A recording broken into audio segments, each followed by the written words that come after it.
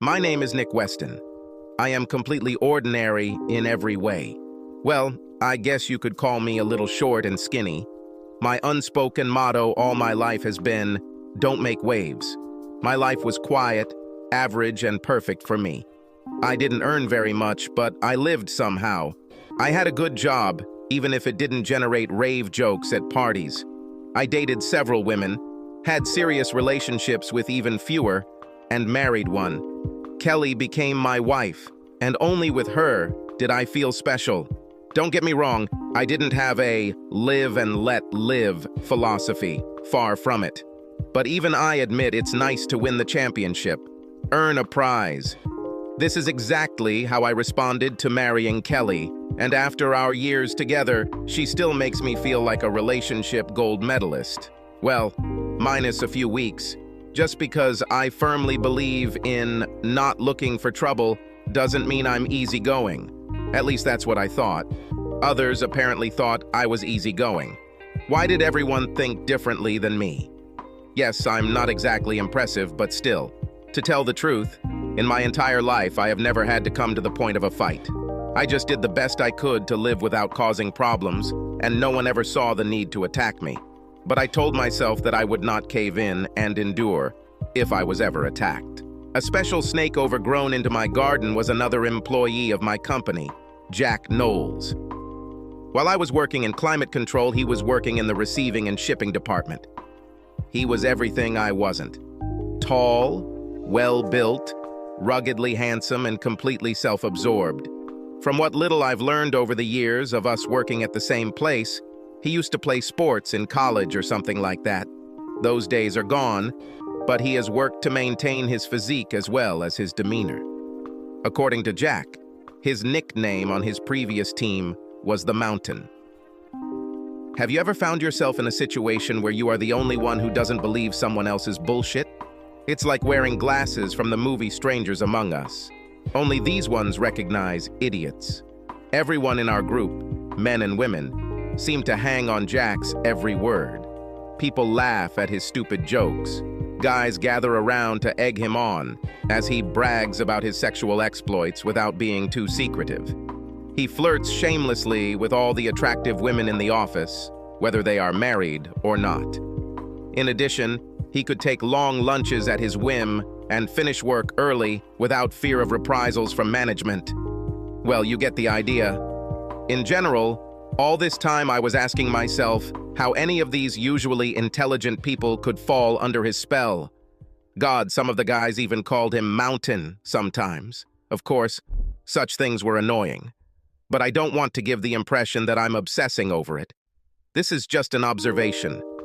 I kept myself together, did my job, and went home to Kelly. Jack and I had never crossed paths at work, so I kept my mouth shut. I didn't want to make waves after all. So I don't understand why Jack decided to pay attention to me. Maybe he realized that he wasn't making the right impression on me.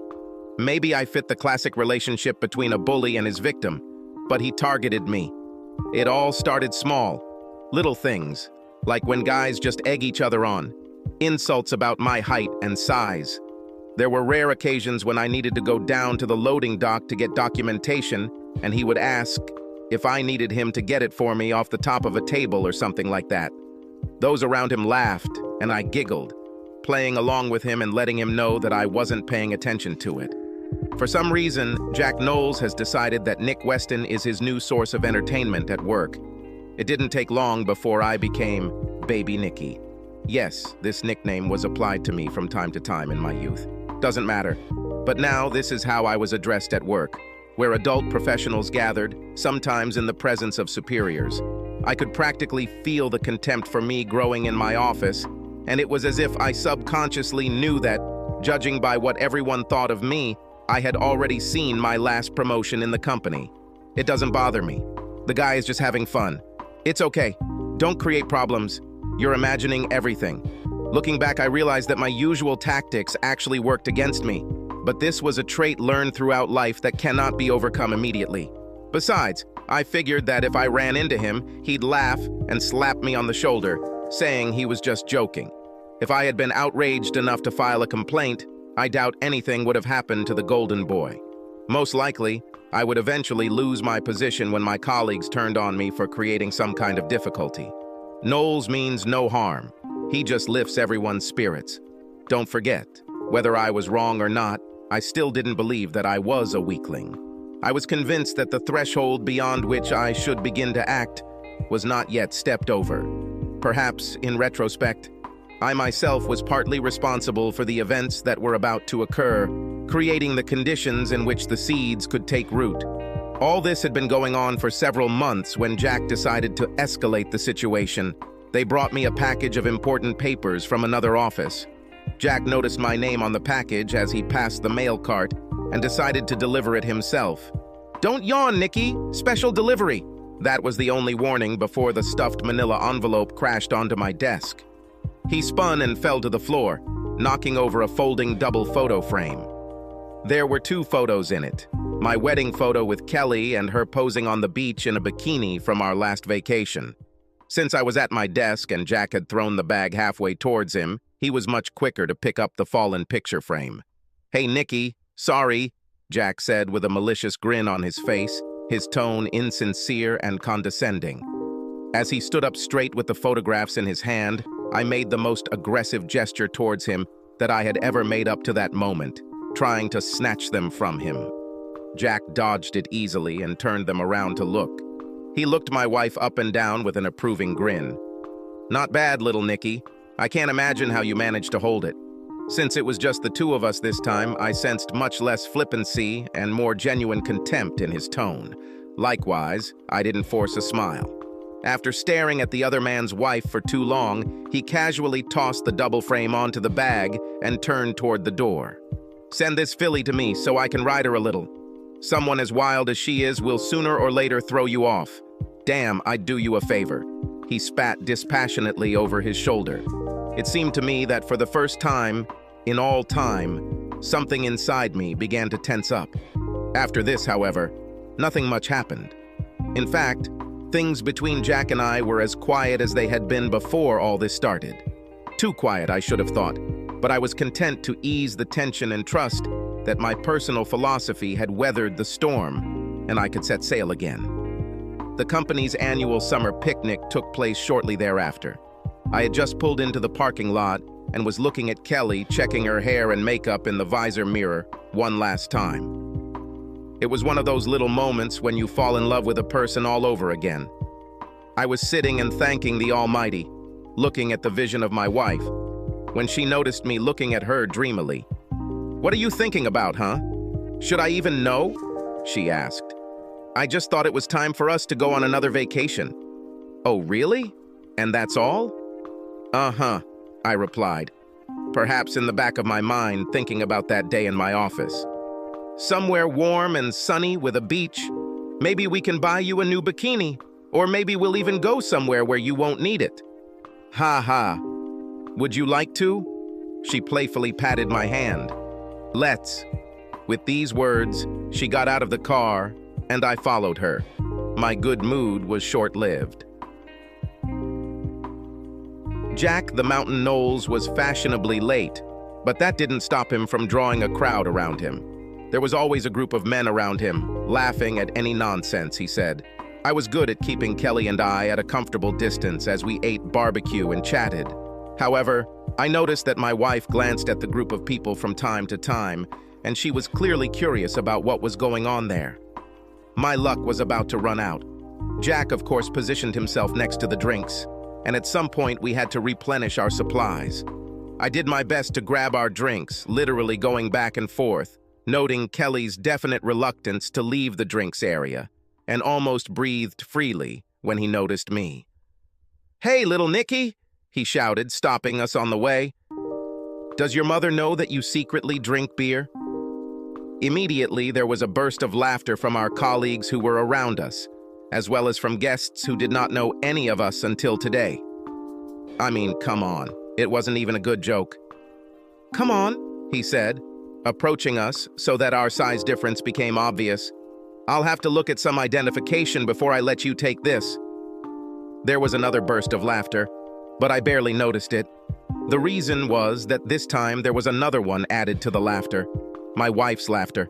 The crystalline, angelic sound that I practically live for now sounded as harsh as a beginner musician trying to play the clarinet. I involuntarily glanced at her. I wasn't the only one who caught this sound, and although I'm sure he'd been looking at the modest cleavage of her summer dress more than I had up until that moment, Jack masterfully pretended to notice Kelly for the first time. "Well, hello. Do I know you? You are that beautiful woman with great taste in swimsuits." He flashed her a crooked grin. "Sorry?"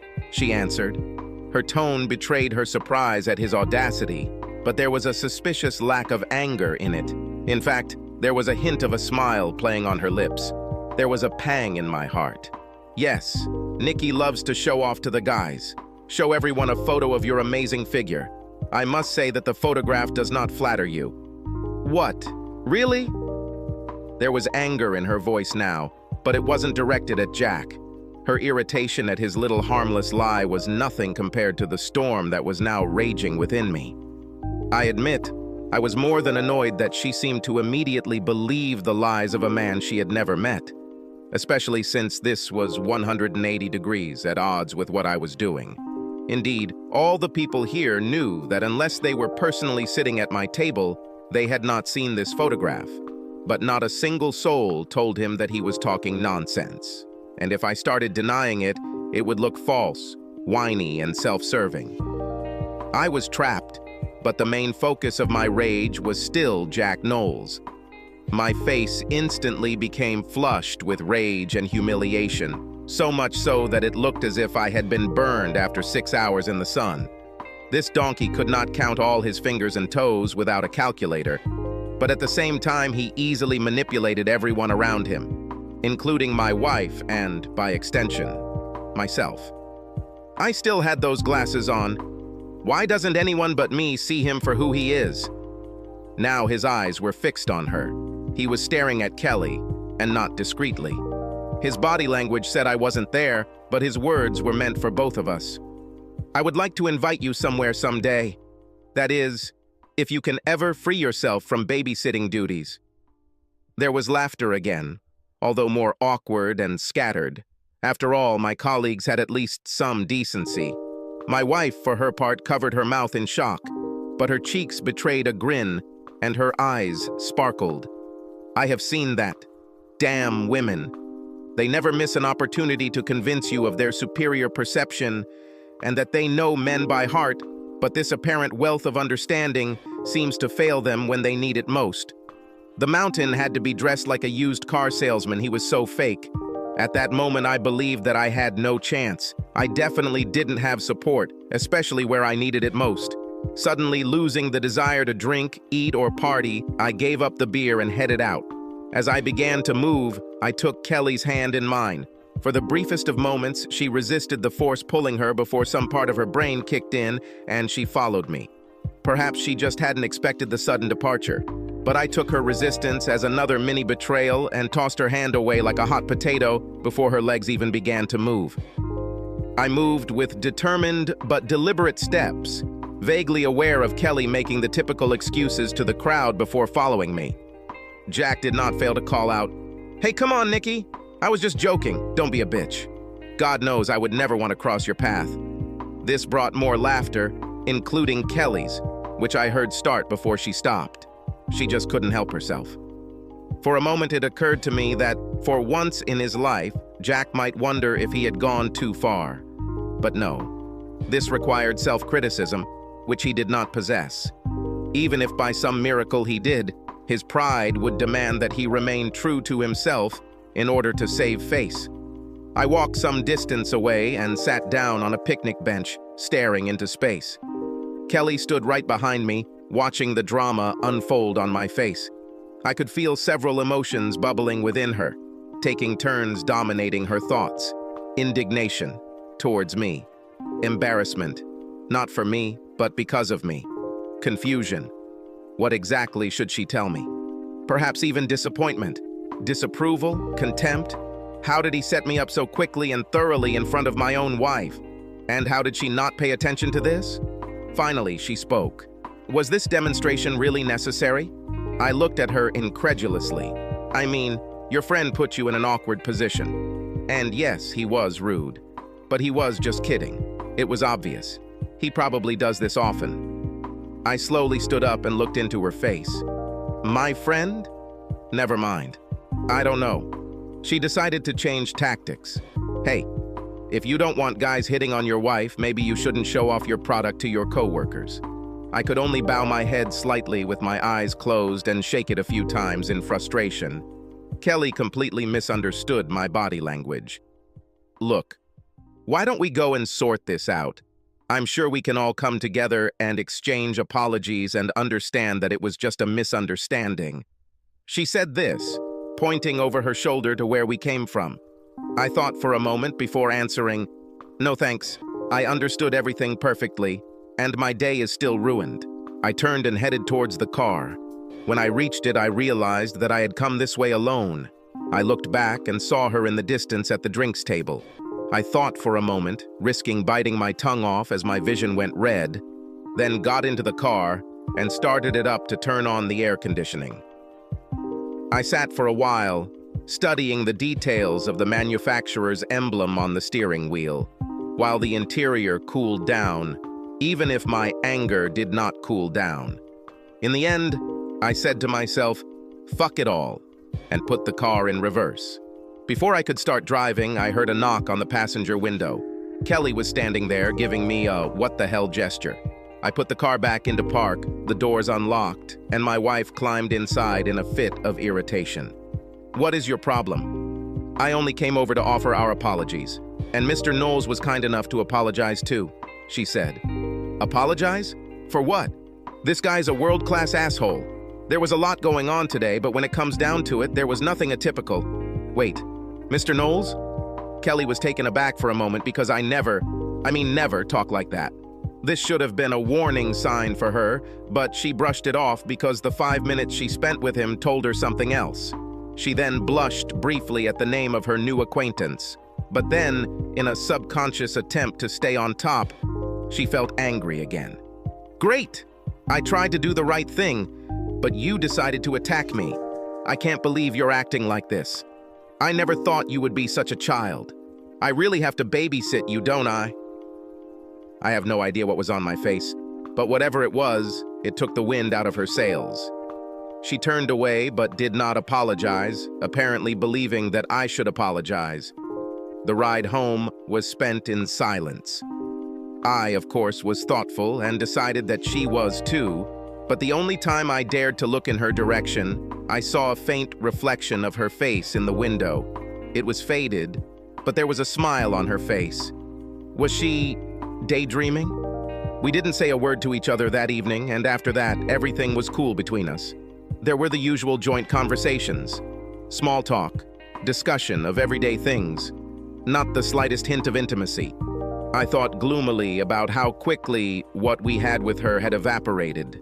After that fateful picnic, the lousy mood calmed down, but it never went away. As much as I didn't deserve Jack Knowles to come into my life, I also didn't deserve to have my life partner take his side. The next workday after the picnic, Jack tried to publicly accept my apology, which I never made. I barely caught the thinly veiled mockery, but now for a different reason. I was no longer loose.